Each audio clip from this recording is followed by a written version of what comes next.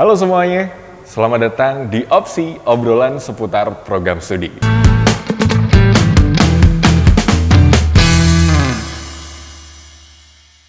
Kembali lagi bersama saya, Pandu Chandra, yang akan nemenin penonton di rumah tentunya selama 1 jam ke depan ngebahas tentang isu-isu terkini seputar obrolan kita di hari ini. Yang jelas sih, ini mungkin buat yang ada di rumah gitu kan, penonton setia USM TV, pastinya udah ngikutin dari banyak seri yang udah kita tayangkan, di mana banyak narasumber-narasumber yang keren-keren pastinya.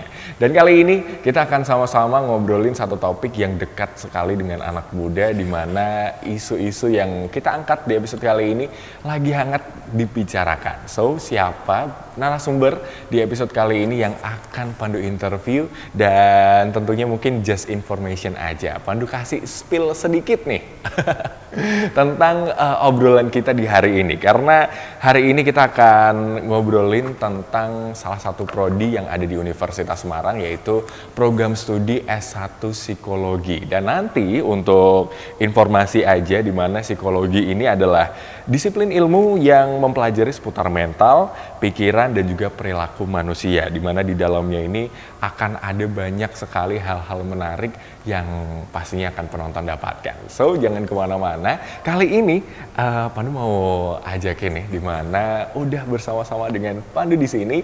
Ini ada narasumber kita di episode kali ini. Halo, selamat siang, pagi, Pak Yudi. Selamat pagi, Mas Pandu. Oke, gimana kabarnya, Pak Yudi? Baik sekali, Mas Pandu. Baik sekali. Yes, ini buat pemirsa USM TV, beliau ini adalah Bapak Yudi Kurniawan, SPSI MSI, selaku Kaprodi dari S1 Psikolog. Luar biasa sekali. Sehat-sehat? Sehat, Mas Pandu. Sehat banget Oke, di hari yang cerah ini. Ini pastinya hari yang cerah ini dengan banyak harapan yang luar biasa. Tadi juga udah Pandu sedikit spill atau bagikan gitu ya. Ini untuk yang ada di rumah terkait dengan program studi psikologi. Nah, tapi sebelum itu Pandu pengen tanya nih, sebenarnya kalau di psikologi visi dan misinya itu seperti apa sih, Pak Yudi? Oke, terima kasih Mas Pandu. Saya panggilnya Mas Pandu berarti ya? Boleh. Oke, iya. Mau panggil Mas Boy juga nggak apa-apa. Oke. Jadi kalau di psikologi USM sendiri, Mas Pandu, itu visi kami adalah untuk menjadi salah satu program studi di bidang psikologi industri ya. Jadi kami punya keunggulan di sana di tahun 2030. Sehingga kemudian mulai sekarang kami menyusun strategi, menyusun kegiatan juga yang nanti akan mengarah ke sana. Jadi yang terkait dengan psikologi industri, di mana di kami sendiri itu ada pembagian bidang ya. Jadi ada klinis, ada perkembangan, ada sosial, ada industri juga. Jadi nanti untuk segala macam pendidikan, penelitian, dan pengabdiannya mengarah ke area tersebut. Begitu Mas Pandu kira-kira. Masuknya ranah industri gitu ya? Iya, benar sekali Mas Pandu. Nah, ini mungkin buat yang belum tahu sebenarnya seberapa penting psikologi dalam dunia industri sih, Pak? Kalau saya boleh mengatakan sangat penting. Sepenting Iya, karena apa nih? Iya, kalau kita melihat ya dalam beberapa buku referensi bahwa industri itu kan dikelola tetap oleh manusia. Meskipun sekarang juga sudah banyak AI ya yang akan mungkin menggantikan, tetapi tetap butuh peran manusia untuk mengorganisasi.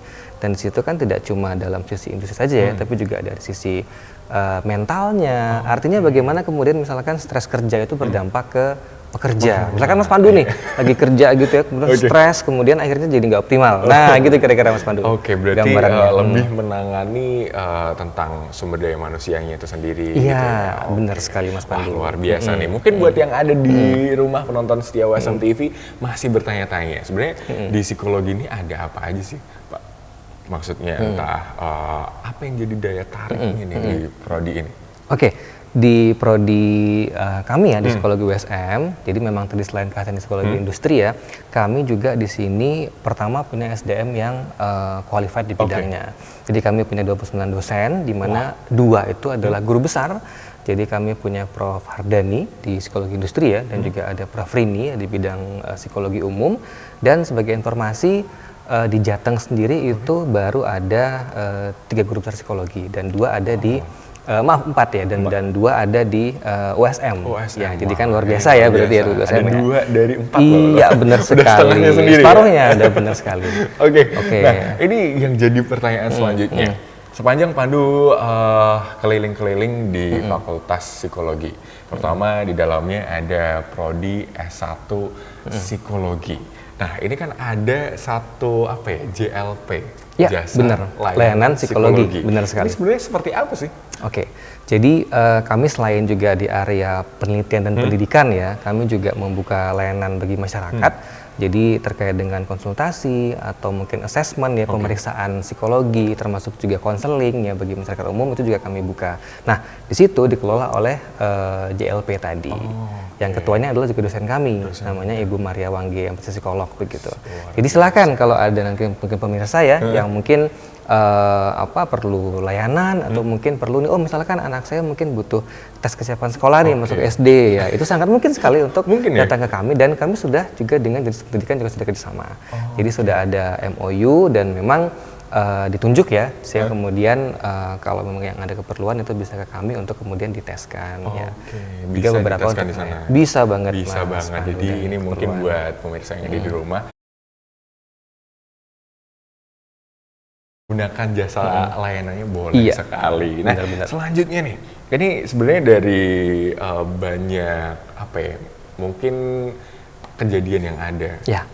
Itu kan psikologi dekat banget dengan manusia. Dekat banget ya, nempel banget ya, benar-benar. Nempel banget di mana-mana ada gitu kan. Sebenarnya kalau dari implementasi secara langsung untuk di psikologi USM ini seperti apa membuat mahasiswanya itu untuk in touch dengan masyarakat? Oke, jadi yang pertama kalau di kami kan di mata kuliah ya, itu selain memang ada teori pastinya ya di mata kuliah, beberapa juga ada yang kemudian kegiatan lapangan ya. Jadi untuk misalkan ada proses wawancara ke masyarakat yang diberikan topik-topik dari dosen begitu, dan juga ada kuliah lapangan. Jadi nanti ada area, misalkan nih saya perlu tahu tentang misalkan psikologi industri, maka kami kemudian kuliah lapangannya ke perusahaan. Atau kami ingin terkait dengan psikologi klinis ya. Maka kemudian mengunjungi misalkan panti sosial atau mungkin juga rumah sakit jiwa. Jadi untuk mendalami kembali yang udah dapat di teori tadi, untuk kemudian gimana nih aplikasinya di masyarakat ataupun mungkin juga di instansi kayak gitu Mas Pandi. Ini banyak banget. Jadi tidak cuma tadi aja ya, karena di kami kan ada banyak sekali mata kuliah yang terkait dengan bidang pendidikan ada, sosial ada, perkembangan juga ada, itu juga ada.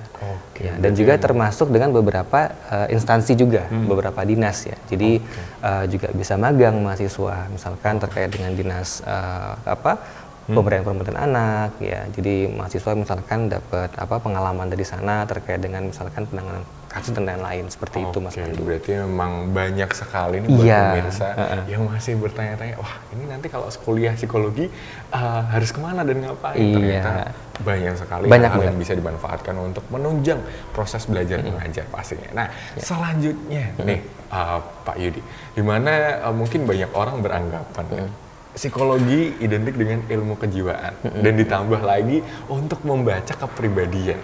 Seberapa setujunya seorang Pak Yudi dengan hal tersebut? Ilmu kejiwaan kalau secara pengertian ya, Psyche and Logos kan ilmu tentang jiwa dasarnya. Tapi tentu jiwa itu kan abstrak Mas Pandu ya. Misalkan nih jiwanya Mas Pandu kan saya nggak bisa ngeliat nih. Nah, tetapi kemudian diterjemahkan yang lebih operasional ya, itu untuk melihat dari kognitif ya atau pola pikir ya, dengan cara mungkin kita ngobrol kayak begini, kemudian melihat afeksi atau emosi ya, perasaan yang muncul dan juga perilaku atau behavior. Jadi yang tadi dikatakan dengan jiwa itu adalah bagaimana kemudian pikirannya terlihat bisa dinilai begitu, kemudian perilakunya bisa kita amati, kemudian emosinya juga bisa kita lihat juga. Jadi kemudian juga tidak, saya melihat Mas Pandu nih, saya langsung kenal seperti apa, saya bisa memberikan penilaian. Itu sebenarnya tidak tepat juga sih, karena nggak segampang itu pasti ya, karena kan butuh proses, butuh proses, assessment juga, benar Mas Pandu. Berarti memang banyak sekali hal-hal yang perlu dilakukan sebelum akhirnya kita tahu seorang ini kepribadian seperti apa gitu ya. Banyak banget. Baik, nanti kita akan lanjutin lagi buat pemirsa USM TV dimanapun berada, jangan kemana-mana, tetap stay tune terus barengan dengan Pandu, serta ada Pak Yudi juga tentunya di Opsi, obrolan seputar program studi.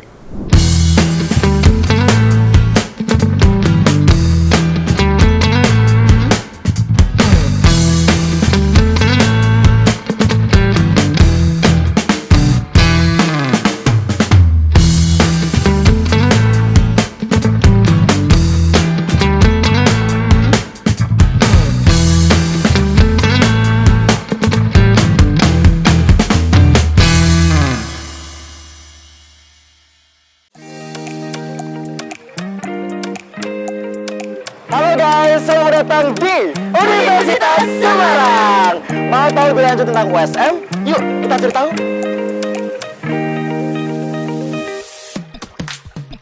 Pusat Informasi dan Gedung Pendaftaran. Auditorium USM. Perpustakaan USM. Di sini kita juga punya fasilitas olahraga Gelora USM. Di sini kita juga banyak kegiatan-kegiatan mahasiswa loh. Kita juga ada beasiswa loh. Untuk info lebih lanjut, cek di bawah ini ya. Pengen cari tempat kuliah? Buruan gabung di Universitas Semarang, jembatan masa depan Anda. USM Jaya. USM, jembatan masa depan Anda. Hope. Hope for an opportunity. Hope for a change. Having the right to dream creates a space of equality for the younger generations who were born with limitations. Every person has a dream, but not all can foster egotism. The genuine desire that springs from the depth of the heart, with a hope to wander far, to achieve the ever-growing dreams and enthusiasm. This journey cannot stop at all, since here the future of the country, the motivation in reaching a dream is no longer a worry, but rather something worth fighting for. To gather the willpower in building the nation, striving with great impulses, with a variety of arrows that fly fast. There will always be a goal that deserves tenacity. To understand the enduring struggle, to sincerely wish success for those we love, in having appreciation, in providing a vessel for those who excel. Slow, but surely, the freedom to pursue education should be given wholeheartedly. Indonesia is a nation with millions of young people eager for knowledge, passionate about accelerating, working for the country, and inspiring as well. Never hesitate to nurture your dreams and to be visionary. To the younger generations, we entrust our future. So, erase the differences, and together, we collaborate in raising the standard of our education. This is a long journey worth appreciating in terms of opening up possibilities, for giving a purpose to live.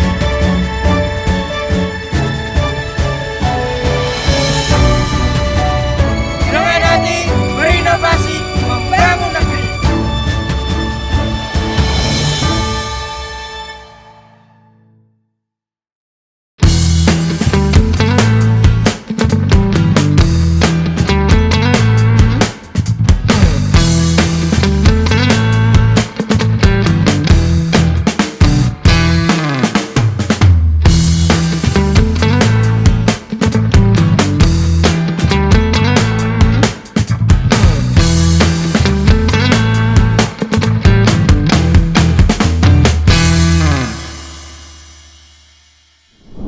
Masih di opsi obrolan seputar program studi tentunya di USM TV bersama saya Pandu Chandra dan sudah bersama-sama dengan saya ini Kaprodi dari S1 Psikologi Universitas Semarang, ada Bapak Yudi Kurniawan SPSI, MPSI, Psikolog. Nah ini beliau ini tadi udah sedikit menjelaskan singkat ya mungkin kondisi yang ada di program studi S1 Psikologi Universitas Semarang di mana itu ternyata seru-seru nih. Nah, kali Seru ini banget. Pandu mau tanya dulu nih. Ini mungkin psikologi ini kan dikaitkan dengan ilmu-ilmu yang bisa dibilang ini nih Pak, apa namanya? Dekat dengan masyarakat dan mungkin akan jadi konsumsi untuk orang juga dalam berinteraksi. Sebenarnya bagaimana sudut pandang psikologi melihat hal ini? intinya aplikatif gitu ya. Aplikatif itu kan pasti seru dan menarik. Ini mungkin tentu. buat pemirsa yang ada di rumah, ini sedikit view dari perpustakaannya Universitas Semarang. Keren pokoknya ya USM-nya. Benar-benar. Oke, gimana nih Pak, tadi sudut pandang psikologi melihat hal ini? Oke. Jadi memang psikologi ini kan ilmu yang sangat dekat dengan masyarakat ya, di mana ada manusia, di situ psikologi bisa masuk juga seperti itu. Nah kalau di kami sendiri ya kan kami ada namanya profil lulusan ya, yang nanti akan lulus dari kami akan menjadi apa. Nah di kami itu ada beberapa Mas Pandu yang terkait dengan lulusan tadi itu ya. Jadi ada sebagai asisten psikolog ya, kemudian juga sebagai konselor di konsultan sumber daya manusia ya di pengembangan SDM begitu, dan juga ada di terkait dengan di bidang pendidikan ya, yang kemudian akan bisa masuk ke situ. Nah, kemudian juga ada di wirausaha bidang psikologi. Jadi cukup beragam ya. Nah, bagaimana kemudian aplikasinya? Sangat banyak sekali Mas Pandu. Di lulusan kami itu bergerak di berbagai bidang. Jadi sudah ada yang di pemerintahan pasti gitu, sudah sangat banyak. Di swasta juga ada yang menjadi psikolog juga banyak ya. Bahkan juga ada yang alumni kemudian menjadi dosen di kami juga ada seperti itu. Bahkan termasuk di bidang-bidang yang mungkin masih cukup asing di psikologi ya, tapi ternyata bisa nih aplikasinya, misalkan di pengembang game gitu. Jadi ada juga alumni kami yang di sana ya, jadi sebagai HR ya, SDM yang kemudian membantu para programmer. Jadi kalau kita lihat nih misalkan selama ini kan kalau orang main game itu kan taunya main aja nih dari sisi IT-nya begitu ya. Iya. Tapi ternyata di situ ada behavior yang muncul kan. Ada perilaku-perilaku yang terjadi, orang milih apa, kemudian melakukan apa kan ada behavior. Nah, itulah kemudian masuk peran psikologi di sana. Jadi di bidang teknologi pun sebenarnya juga bisa terkait juga ilmu psikologi tadi itu gitu. Jadi aplikasinya masuk ke sana. Itu beberapa yang ada Mas Pandu. Kalau mau tahu lebih dalam nanti bisa masuk ke USM gitu ya. Benar sekali ya. Gitu kira-kira Mas Pandu. Kita duduk dulu nih. Ya, oke. Siap. Mau di mana ini kita Mas Pandu? Boleh di sini. Sini ya. Oke. Kita duduk di sini. Iya. Ini luar biasa sekali ini mungkin buat pemirsa yang ada di rumah. Penasaran gitu ya, ternyata Universitas Semarang itu fasilitasnya mendukung banget, proper banget buat belajar. Ini ada perpustakaan dan ada meja-meja yang disediakan juga untuk proses mengajar dan belajar juga. Nah kali ini bergeser selanjutnya, tadi kan ada statement di mana Pak Yudi menyatakan bahwa ada HR di game. Iya. Behavior, meneliti sebuah behavior. Sebenarnya sedekat apa sih psikologi dengan behavior manusia? Biasanya kan kita taunya kayak ya udah psikologi identik dengan jiwa, mental anak muda gitu yang sempat break dance gitu. Ya, istilah anak muda sekarang ya. Ya, saya harus jawab ini ya. Boleh. Iya, Mas Madu. Keren pertanyaannya ya. Jadi memang kalau kita bicara psikologi kan mungkin di awam pemahamannya ilmu tentang jiwa begitu ya. Tapi kan jiwa itu kan abstrak ya. Kita kan tidak bisa melihat seperti apa sih bentukan jiwa itu, tidak kelihatan. Nah maka ilmuwan psikologi ya dan juga psikolog praktisi kan perlu membedah gitu. Nah perilaku itu merupakan salah satu aspek yang kemudian dikaji di psikologi ya. Perilaku yang bisa yang tampak ya, overt behavior ataupun yang covert behavior istilahnya, yang tidak terlihat langsung begitu. Nah perilaku itu kemudian bisa kita amati dengan beberapa cara. Assessment namanya kalau di psikologi ya. Jadi bisa dengan observasi, misalkan nih mengamati perilaku orang ketika belanja di sebuah warung gitu ya, atau perilaku orang ketika makan di kantin misalkan, kita amati berapa kali sih dia misalkan akan membeli menu yang sama gitu. Nah itu kan beberapa aplikasi ya yang kalau diterapkan ternyata bisa nih masuk misalkan di industri makanan gitu contoh, atau mungkin perilaku ketika mahasiswa bertemu sama dosen pembimbing gitu ya. Ternyata kalau ketemu dosen yang seperti ini cenderung lama nih skripsinya gitu. Berarti nih misalkan dosen harus begini nih supaya kemudian misalkan bisa mempercepat studi mahasiswa. Itu kira-kira gambarannya begitu. Gambarannya ya. Atau gitu. Wawancara juga termasuk. Jadi bisa dengan wawancara kita gali informasi gitu kan tentang suatu hal, kemudian divalidasi dari si respondennya ini atau mungkin si interviewinya namanya di psikologi begitu ya. Baru kita bisa menyimpulkan suatu model individu kepribadiannya. Jadi memang tidak simpel. Saya ketemu orang, tolong dong saya dinilai kan sering mungkin seperti itu Mas Pandu ya. Nah, jadi tidak sepenuhnya salah sih, tapi ada tahapan-tahapan yang mesti dilakukan untuk kemudian bisa membuat satu dinamika terkait dengan gambaran personality atau kepribadian seseorang. Nah, ini mungkin buat yang pemirsa di rumah selama ini beranggapan wah bisa nih langsung sekejap mata. Ternyata perlu kajian yang banyak. Perlu kajian, perlu kuliah makanya tadi gitu benar ya. Oke, nah tadi menarik juga nih karena tadi disinggung bahwa ada juga profil lulusan psikologi Universitas Semarang yang juga kerja di developer game. Berarti otomatis psikologi itu bersahabat dengan teknologi. Ya. Aku mau tanya nih, mungkin buat Pak Yudi yang sekarang sebagai tenaga pengajar. Sekarang tuh kan banyak sekali orang-orang yang bisa dibilang menggunakan media sosial dan lain sebagainya. Mana mestinya gitu ya. Cuman kadang-kadang setiap kita tuh punya kepribadian masing-masing. Dimana menggunakannya itu ketika nggak didukung dengan pengetahuan, jatuhnya malah negatif. Negatif, benar banget. Gimana seorang Pak Yudi melihat fenomena ini? Dimana yang harusnya komunikasi itu jadi saluran, tapi malah digunakan untuk hal yang tidak semestinya. Jadi semestinya ya, oke. Ya ini menarik banget nih. Saya sampai bingung mau coba kayak gimana ya. Tapi gini intinya, terkait dengan literasi digital ya. Artinya bagaimana pengetahuan yang dimiliki itu bisa diterapkan untuk menggunakan media digital. Kan sekarang banyak ya, baik perangkat teknologi maupun juga media sosial ya Mas Pandu ya. Nah lalu gimana sih pandangan dari psikologi gitu ya. Sekarang gini sebenarnya, teknologi itu kan akan kemudian bisa membentuk atau mengubah perilaku ya. Jadi ketika ada suatu temuan teknologi itu akan terkait juga dengan psikologi, itu pasti ya. Karena di kami juga ada mata kuliah teknologi informasi buat psikologi. Kebetulan pengajarnya juga dari TIK, begitu sekalian promo juga nih gitu ya. Jadi memang ternyata contoh dulu ketika belum ada media sosial gitu ya, orang kan taunya ketemu langsung nih, ngobrol gitu, telepon SMS. Dulu mahasiswa ketika belum ada WA kan nggak berani nih, teman dosen ya, takut ya zaman dulu saya kuliah. Tapi begitu ada perubahan teknologi, ditemukannya beberapa perangkat sosial yang bisa langsung terhubung, maka kemudian kita lazim menemukan nih, mungkin dosen di chat tengah malam gitu ya, karena gampang. Dulu kan enggak, ya zaman saya kuliah dulu kan masih susah nih gitu. Jadi ya udah terima aja. Kan perilaku berubah gitu ya. Perilaku berubah gitu. Jadi teknologi itu kemudian kan bisa membuka informasi lebih bebas. Artinya setiap orang setara nih posisinya gitu. Enggak ada yang power banget dengan informasi. Tetapi dampak lain adalah di perilaku. Jadi kemudian menghilangkan boundaries atau batas-batas tadi itu. Dampaknya apa? Macam-macam. Bisa kemudian timbul adiksi. Ya, jadi terlalu lama menggunakan ya, karena mungkin pengalihan dari stres di dunia real ya, di dunia nyata, pengalihan di dunia maya timbul adiksi tadi ya, atau mungkin penipuan ya, juga banyak ya kita sekarang berbagai modus ya, dimana itu kan juga memanfaatkan psikologis manusia nih. Jadi orang-orang yang mungkin tidak literate secara digital, begitu menerima sebuah pesan langsung oke gitu. Padahal ternyata itu penipuan. Kan juga perilaku tuh ya di situ. Berarti memang banyak sekali hal-hal yang perlu kita waspadai juga. Benar sekali.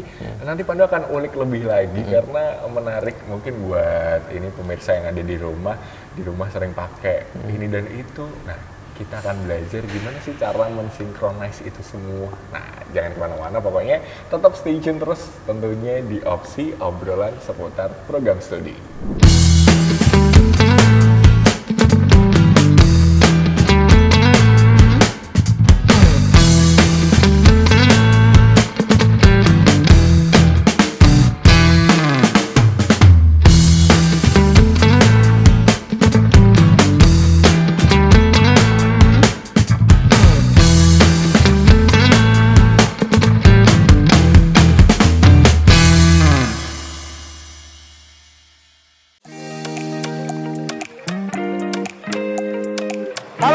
Selamat datang di Universitas Semarang. Mau tahu lebih lanjut tentang USM? Yuk kita cari tahu.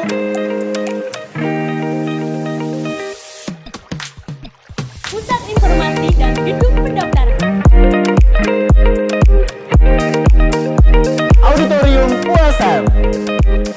Perpustakaan USM. Di sini kita juga punya fasilitas olahraga Gelora USM. Di sini kita juga banyak kegiatan-kegiatan mahasiswa loh. Kita juga ada beasiswa loh. Untuk info lebih lanjut, cek di bawah ini ya. Pengen cari tempat kuliah? Buruan gabung di Universitas Semarang, jembatan masa depan Anda. USM Jaya! USM, jembatan masa depan Anda. Hope. Hope for an opportunity. Hope for a change.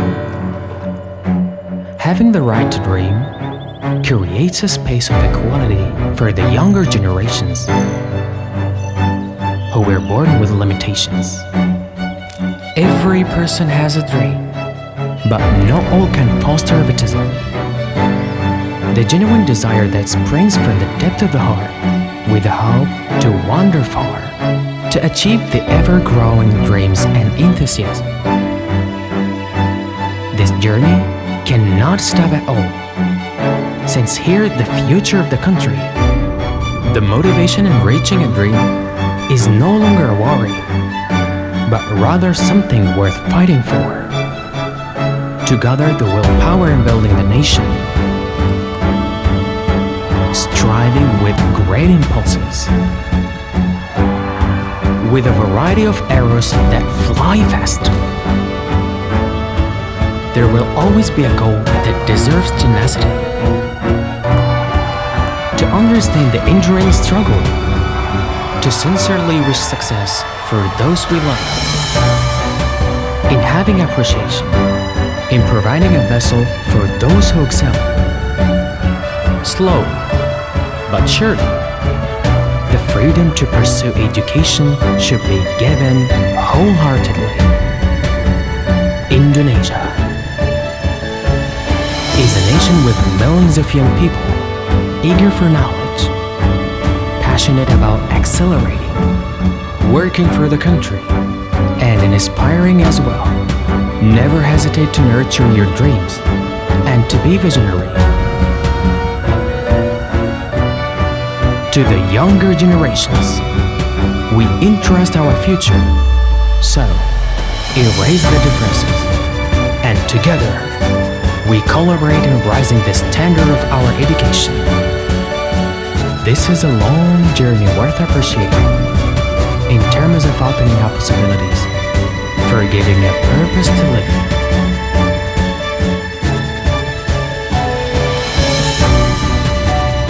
Dengan hati berinovasi membangun negeri.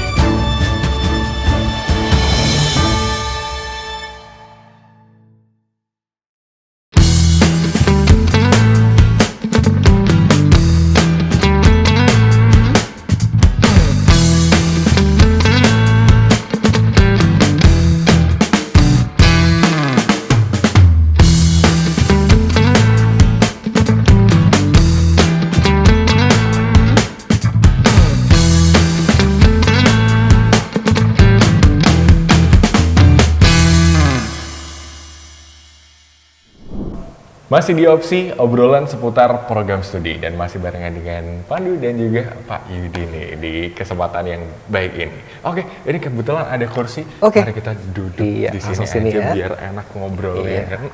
Siap. Makanya biar Oke. enak banget. Ya, Nah, oke. ini tadi kita habis ngobrol-ngobrol seputar mungkin behavior masyarakat Indonesia.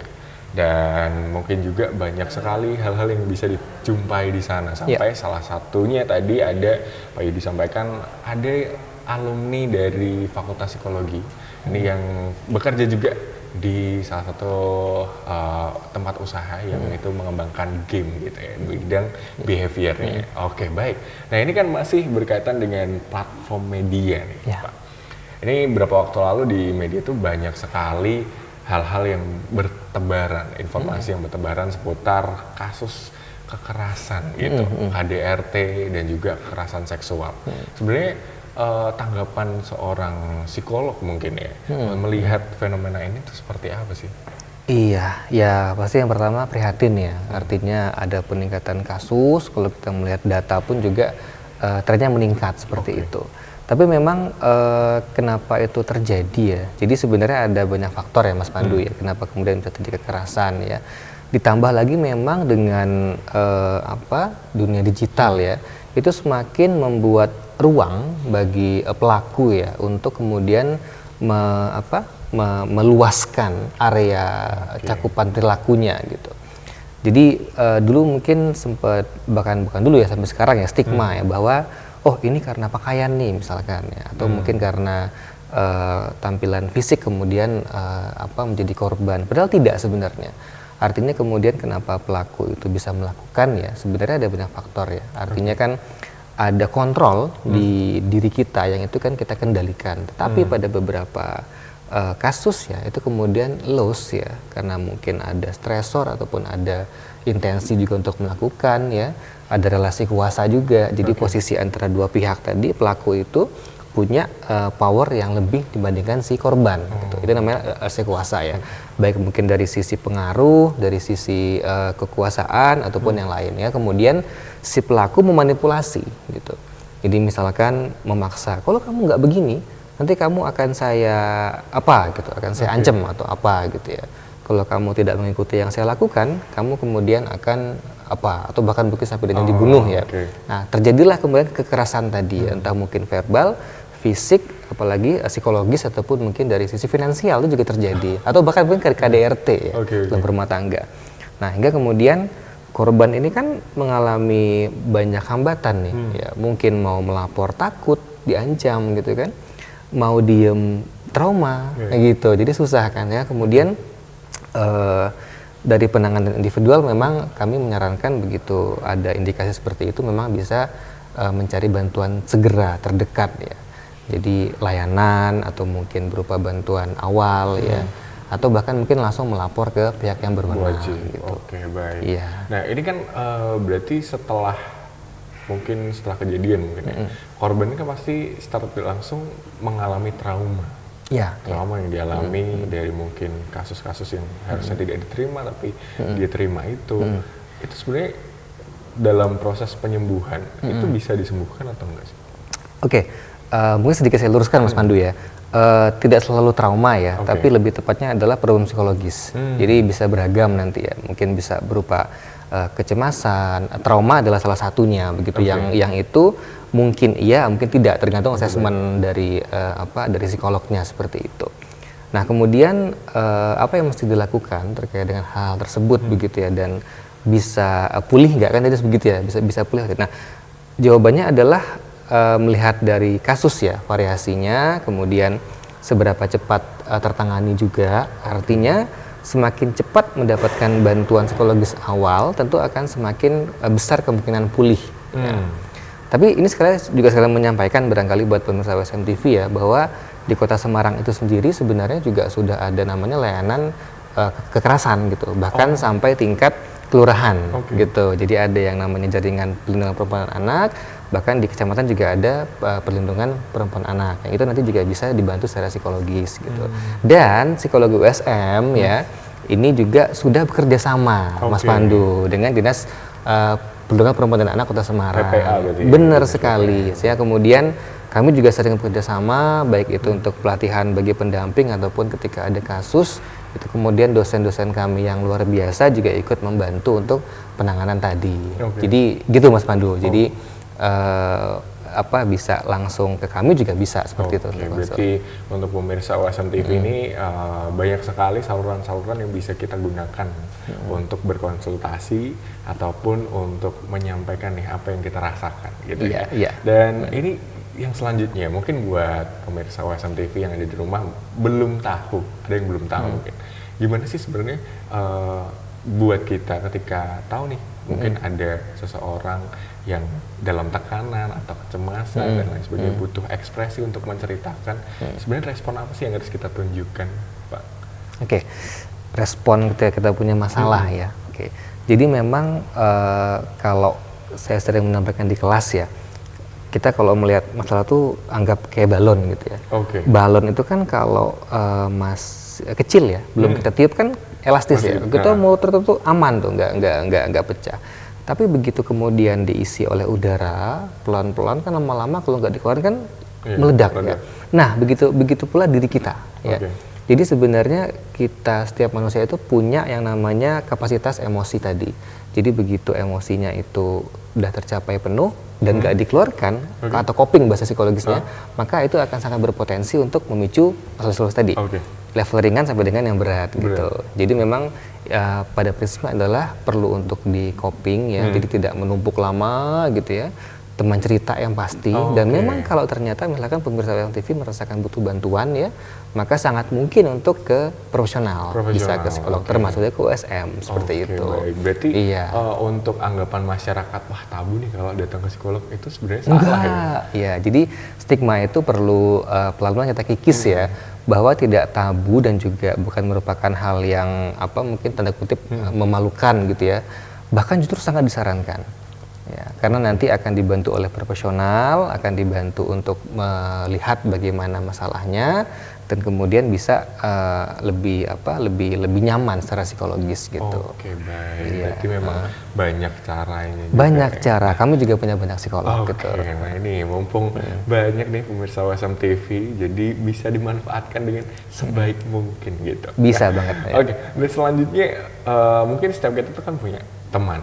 Relasi yang mungkin itu akrab dengan kita. Tadi disampaikan juga oleh Pak Yudi bahwa kita juga perlu teman cerita untuk menghindari balon ini meletus gitu. Nah, untuk kita sebagai seorang teman cerita, respon apa yang harus kita tunjukkan ketika mungkin ada seorang teman mungkin atau siapapun itu yang mempercayakan ceritanya kepada kita, itu gimana kita merespon hal itu?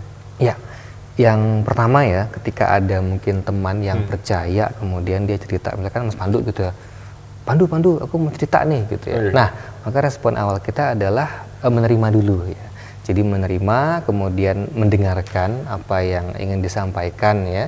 Dan tentu yang paling utama kalau ternyata itu adalah masalah yang mungkin kita anggap cukup berat ya, kita tidak memberikan penilaian yang itu mungkin bisa membuat teman tadi down gitu ya. Contoh nih misalkan, Allah masalahmu cuma gitu tok lah gitu kan, malah lebih berat lah ada nasib, lebih berat punyaku.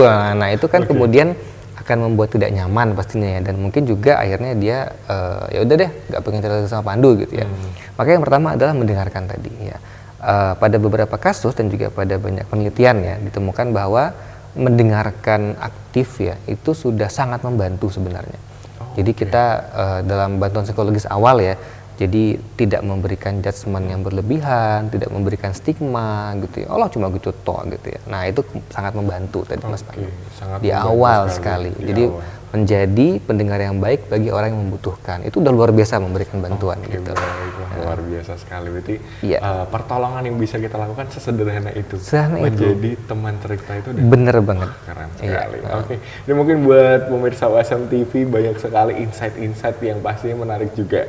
Dan tentunya bermanfaat di mana mungkin setiap kita punya teman, hal-hal kayak gini bisa kita terapkan. Dan nanti kita akan kembali lagi yang jelas akan ngupas tuntas sebenarnya di Fakultas Psikologi atau di program studi S1 Psikologi Universitas Semarang ini ada apa aja sih? Tadi udah di-spill beberapa, ada layanan konsultasi yang keren banget.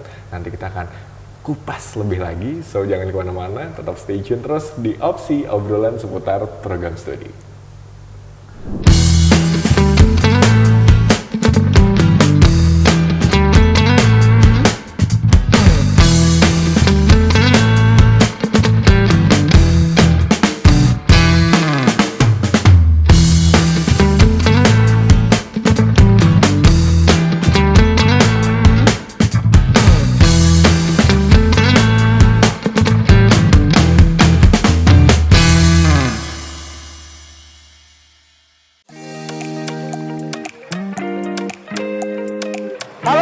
Selamat datang di Universitas Semarang.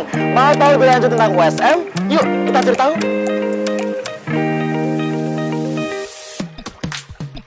Pusat Informasi dan Gedung Pendaftaran.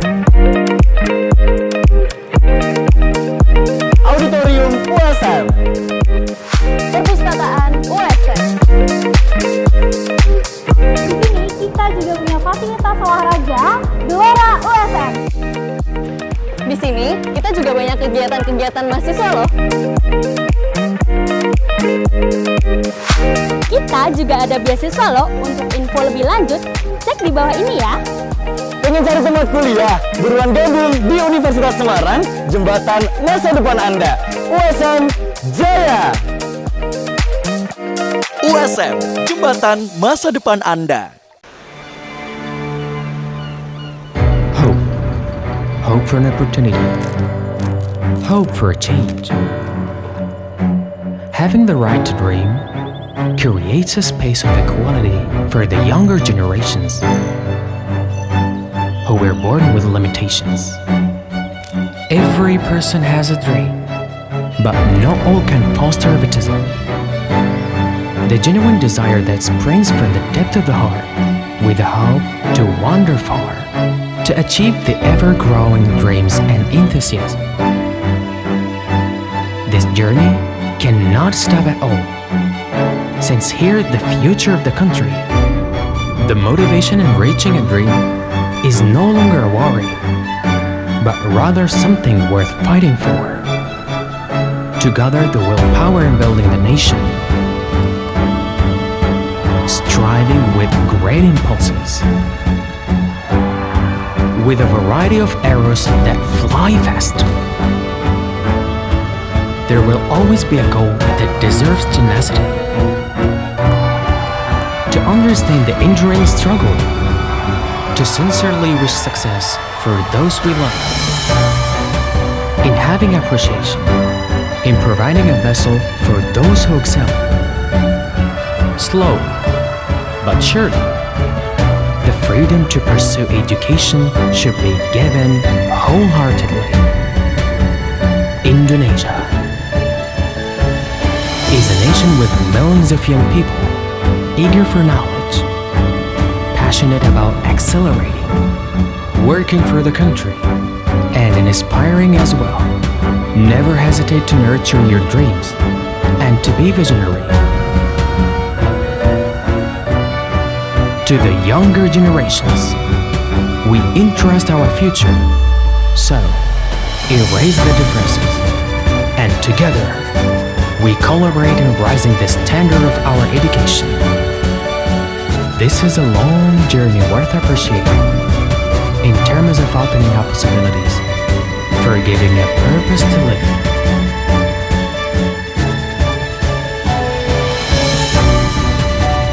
Dengan hati berinovasi membangun negeri.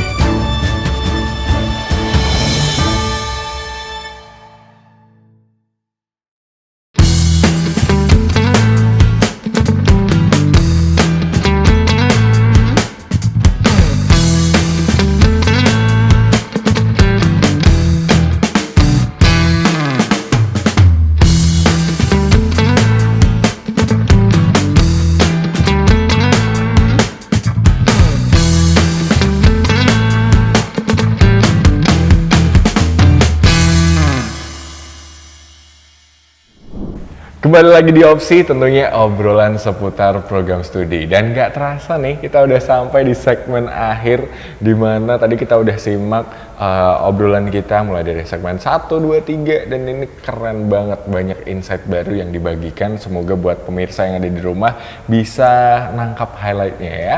Dan mungkin buat yang bertanya-tanya, sebenarnya psikologi itu udah seperti apa? Langsung Pandu tanyakan nih ke Kaprodinya.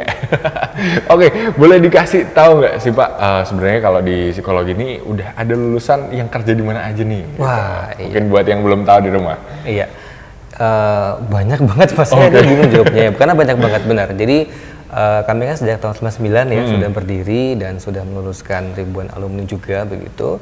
Jadi memang mulai dari pemerintahan ya ada ya yang sebagai aparatur sipil negara ya, kemudian juga ada yang di swasta di BUMN ya, kemudian juga ada yang menjadi psikolog juga begitu, kemudian juga ada yang peneliti ya, bahkan juga ada yang sampai jadi dokter juga sudah ada seperti itu. Jadi memang kalau di profil lulusan kami itu kan sebagai asisten psikolog itu pasti ya, kemudian juga sebagai peneliti itu juga ada, kemudian juga ada sebagai trainer ya, jadi trainer di bidang psikologi, Kemudian juga ada edukator ya, edukator di mana baik. nanti di situ juga ada termasuk menjadi pendidik begitu, dan juga menjadi entrepreneurship atau entrepreneur di bidang psikologi seperti itu untuk mengembangkan keilmuannya. Berarti banyak Gitu. sekali ya. Iya. Oke, nah ini buat yang di rumah pengen tahu sebenarnya tenaga pendidiknya atau Tenaga pengajarnya pengajar ya? Iya. di psikologi ada apa aja sih gitu? Oke, ada luar biasa ya. Wes. Jadi ada 29 Mas Pandu totalnya.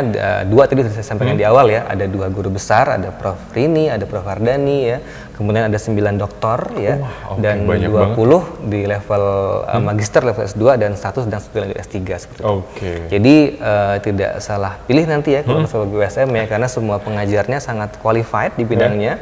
Jadi kami ada yang konsentrasi di bidang industri tadi, di bidang klinis, kemudian juga ada di bidang pendidikan, ada di bidang sosial, dan juga di bidang psikologi perkembangan gitu. Oke, berarti banyak sekali dan tenaga pengajarnya ini oke banget nih. Iya, Oke. jadi oke lah pokoknya. Nah, kalau untuk kerjasama, S1 Psikologi USM ini udah melakukan kerjasama dengan mana aja? Ini mungkin buat yang ada di rumah masih bertanya-tanya, aduh aku mau eksis di sini nih gitu. Oke, iya. Jadi kerjasama ya, tadi juga sudah kita singgung dikit tadi ya. Jadi baik dengan pemerintahan ya ada, pendidikan ya, tadi saya sampaikan juga dinas pendidikan, dinas pemberdayaan anak juga ada begitu. Kemudian juga dengan bidang sekolah, Mas Pandu ya. Jadi terkait dengan program magang juga begitu. Kemudian juga dengan swasta juga ada. Jadi seperti misalkan ketika kami ada kuliah nih ya, mata kuliah misalkan psikologi klinis gitu ya. Di bidang saya juga ada praktik kelas lapangan ke rumah sakit jiwa begitu. Jadi ke RSJ untuk berlatih observasi, berlatih wawancara langsung kepada klien gitu ada. Jadi banyak Bapak Ibu dan pemirsa ya dan Mas Pandu ya. Jadi yang tadi pemerintahan ada, swasta ada, di bidang pendidikan juga banyak, industri juga ada. Oke, berarti di semua lini ada. Iya, gitu ya. termasuk mungkin satu saya juga perlu menyampaikan ya bahwa kan sekarang ada program MBKM namanya, Merdeka Kampus Merdeka ya. Nah, kami di psikologi juga rutin ini kebetulan sejak tahun 2021 ya, ada mahasiswa yang lolos di program kampus pengajar ya. Di MBKM sampai semester besok ya, Gasal itu juga ada dari psikologi yang terlibat di kegiatan kampus pengajar. Jadi mereka memberikan edukasi ya ke level SD maupun level SMP begitu. Terlibat juga gitu. Keren sekali sih. Nah, ini mungkin buat yang masih penasaran di rumah, gimana sih cara daftarnya mau ke S1 Psikologi USM gitu. Boleh dikasih spill caranya nggak sih Pak? Oke, jadi kami ada website ya, psikologi.usm.ac.id yang pasti ya untuk nanti melihat langsung profil kami, visi misi dan juga mungkin data tentang psikologi begitu ya. Dan kalau memang untuk mau langsung bisa langsung datang ke USM pastinya ya, nanti langsung ke Program Center, kemudian langsung melakukan registrasi dan nanti pasti akan diarahkan oleh tim mahasiswa baru nanti ya. Jadi baik yang kelas pagi maupun juga kelas sore seperti itu. Oke, baik. Berarti caranya gampang banget ya. Gampang banget ya. Luar biasa. Cek website kemudian langsung ke Telugusari ke USM langsung ya. Gak pakai lama, iya benar aja ya. Nyesel deh pokoknya ya. Nah ini yang mungkin Pandu mau tanyakan selanjutnya, ini kan mungkin buat Pak Yudi sebagai tenaga pengajar di S1 Psikologi USM, ada nggak pelajaran paling disukai atau paling, wah ini aku banget nih gitu? Maksudnya mata kuliah mungkin ya? Iya, mata kuliah. Iya. Ya karena saya dari bidang psikologi klinis ya, jadi mungkin ya saya itu yang saya sukai ya, karena bidang saya gitu. Tapi ada perlu khawatir ya pemirsa ya, jadi karena ada banyak sekali mata kuliah, bidangnya beragam tadi ya, mulai dari bidang pendidikan ada, klinis ada, sosial, perkembangan industri. Jadi begitu minatnya ada, kami juga punya mata kuliah pilihan. Ya, jadi yang update dengan perkembangan dan nanti bisa diaplikasikan juga ya. Jadi beragam sekali. Berarti beragam. Baik yang wajib maupun pilihan. Nah, baik yang wajib atau pilihan. Nah, mungkin buat yang di rumah ini kan, pemirsa di rumah masih bingung mau apa, tenang aja, udah psikologi USM aja. Oke. Nah ini mau tanya juga, ini kan dari banyaknya lulusan gitu kan, itu yang paling mungkin jadi ingat-ingat gitu buat tenaga pengajar, wah ini didikanku dulu, itu sekarang ada yang kerja di mana?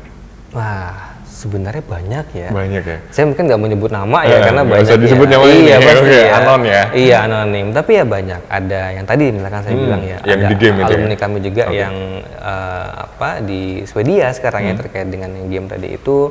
Ada di BUMN juga. Ya, ini bersebut merek kan nih, kalau saya kayaknya ya. Kemudian juga ada di pemerintahan juga ada yang menjadi dosen juga ada. Oh, Ya. jadi dosen Alumni juga ada. ada yang menjadi dosen di kami juga ada. Luar biasa. Bahkan yang sampai sudah doktor juga ada seperti itu. Oke, baik. Jadi Berarti sangat bervariasi dan qualified sekali. Qualified sekali. Jadi udah terbukti ya, udah proof banget, udah dikasih tadi kan. Mulai dari tenaga pengajarnya yang keren-keren juga dan qualified di bidangnya, dan tentunya banyak mata kuliah yang bisa diikuti pastinya. Oke, karena ini udah ada lift, kayaknya kita sambil jalan-jalan. Sini ya? Oke, baik. Ini kita sekalian nih mau pulang ya, mau pulang ya.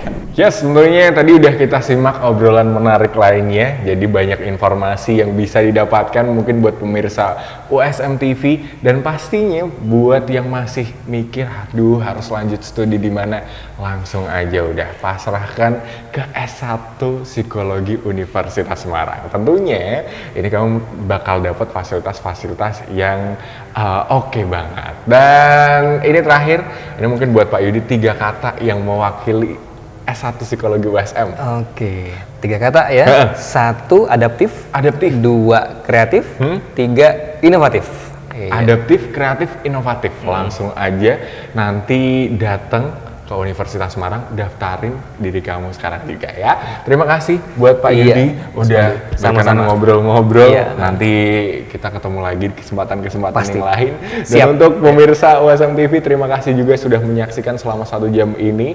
Dan nanti kita akan kembali lagi tentunya di episode-episode selanjutnya. So jangan kemana-mana, tetap stay tune terus di Opsi, obrolan seputar program studi.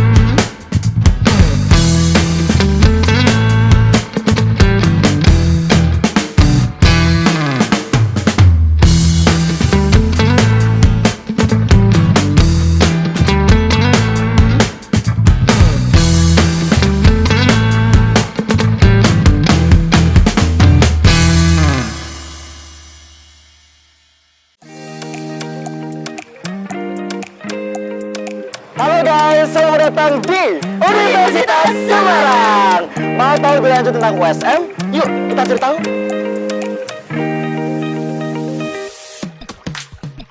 Pusat Informasi dan Gedung Pendaftaran. Auditorium USM. Perpustakaan USM. Di sini kita juga punya fasilitas olahraga Gelora USM. Di sini kita juga banyak kegiatan-kegiatan mahasiswa loh. Kita juga ada beasiswa loh. Untuk info lebih lanjut, cek di bawah ini ya. Pengen cari tempat kuliah, buruan gabung di Universitas Semarang, jembatan masa depan Anda. USM Jaya. USM, jembatan masa depan Anda. Hope for an opportunity. Hope for a change. Having the right to dream creates a space of equality for the younger generations who were born with limitations. Every person has a dream, but not all can foster baptism. The genuine desire that springs from the depth of the heart, with the hope to wander far, to achieve the ever-growing dreams and enthusiasm. This journey cannot stop at all, since here the future of the country, the motivation in reaching a dream is no longer a worry, but rather something worth fighting for. Together, the willpower in building the nation. Striving with great impulses. With a variety of arrows that fly fast. There will always be a goal that deserves tenacity. To understand the enduring struggle. To sincerely wish success for those we love. In having appreciation. In providing a vessel for those who excel. Slowly, but surely, the freedom to pursue education should be given wholeheartedly. Indonesia is a nation with millions of young people eager for knowledge, passionate about accelerating, working for the country, and inspiring as well. Never hesitate to nurture your dreams and to be visionary. To the younger generations, we entrust our future.